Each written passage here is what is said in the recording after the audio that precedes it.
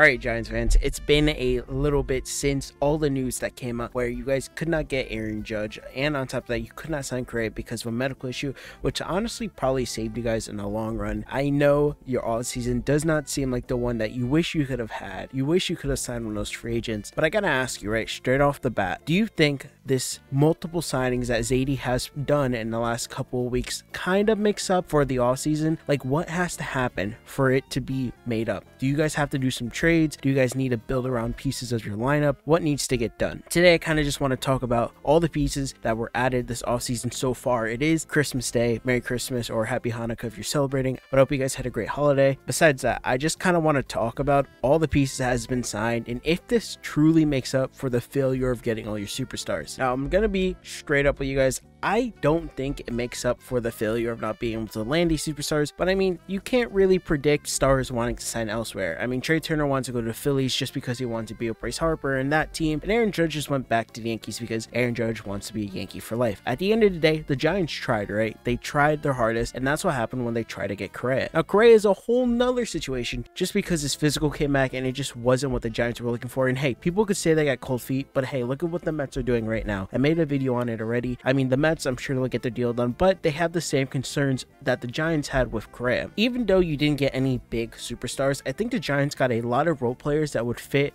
their team really well. On December 12th, you guys signed Sean Manaea to a contract. You also signed Ross Stripling to a contract on December 13th. You guys also got Cade McClure in a trade with the White Sox. You signed Taylor Rogers for a 3-year contract on 12/23, and of course you got Michael Conforto on the same day, 12/23. Now, these signings don't seem like a lot just because they're not stars per se, but you still got some really good players. First off, Michael Conforto, right? He's kind of a wild card in this situation. You don't know what you're going to get out of him until he plays this year. Maybe he could have a stellar all-star season like he had years ago with the Mets, or really bad just because he might not perform as well because he was literally out all 2022 season because of injury. So he does have some good things about him, but it really all depends on how well he can perform. In previous years, Conforto has hit very well enough to get a extension from the Mets that he ended up turning down. In the 2020 season, he batted .322. In the 2021 season, he batted .232, and that's the season he ended up having his injury. But the years prior to that, he batted a .257 in 2019, a .243 in 2018, and a .279 in 2017. So yeah, I guess you could say maybe he's probably going to be an average hitter, but he still has the potential to be a really good player. He's still young as well too. The dude is only going to be 29 years old at the start of next year, and you're probably going to get him in his prime for the next 2 years, as long as he stays healthy. At the end of the day, it's a 2-year contract, right? If he doesn't do well, you're going to get rid of him. There's also an opt-out at the end of 2023, so hey, you might even only have him for 1 season. So the projected Fangraph numbers for Michael Conforto is going to be a .243 average, a .340 OBP, a .411 slug, and a 1.9 WAR. Now, he's going to be an average hitter according to Fangraphs, but you never know. That could change or it could be true. Who knows? We'll have to see in the 2023 season. Along with Conforto, you guys also picked up Mitch Haniger, which yeah, had a bad season last year, but he's due to bounce back, man. Mitch Haniger is a guy that will go out there if he stays healthy, and maybe he could go back to his 2019 self where he was a .244 hitter and not a .183 hitter like he was last year. I think Mitch Haniger is due for a bounce back year, and I wouldn't be surprised if the contract from the Giants does look like a steal. Now, if a year later this contract is a bust, then hey, you could call me out on it in the comment section down below. I'm not saying it's the best contract or best outfielder you could have gotten, but I honestly think it's just not a bad deal. Now, the other players you guys signed are actually really good. First off, you guys also picked up Taylor Rogers, which is a bullpen piece that oddly is kind of funny because his brother is on the team as well. On top of that fact, he is a lefty reliever that does have a mean breaking ball. I mean, dude,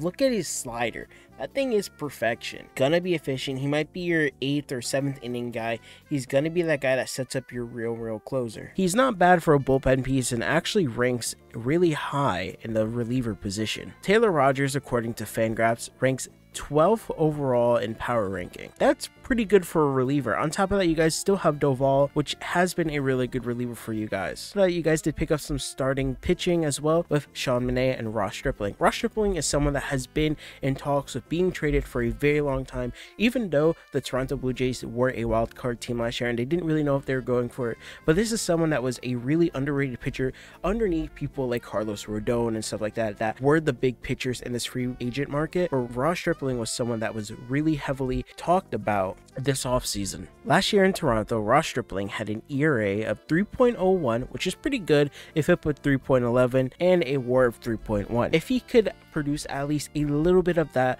in your starting rotation, you're going to have a really well-rounded pitcher. You also did sign Sean Manaea, which played with the Padres last season. He didn't have the best year per se, but you're still getting a decent starting pitcher that did make it far in the playoffs. That's what the Giants really need at the moment. They want to rebuild. They want to be a team that can contend for championships, man. It's the Giants. They want to have that legacy like they did in the early 2010s. Now, does that have to start off with having a star in your team? Maybe, yeah. And that's really why they want to get an all-star player in the free agent market, but they just couldn't land him, and they just need that franchise player for their team. But I think when I think of the Giants, right, I usually honestly really think of Jock Peterson nowadays. Jock Peterson in my head. Now, I don't know if this is actually a positive or negative thing for the Giants. I think if this offseason was really to be good, the Giants got to go out there and make a trade for someone big. And I don't know if the Giants do end up doing that. I'll end up making a video just because I want to see the Giants succeed, man. I enjoy them as a team, even though, you know, we might have to face them in the playoffs, but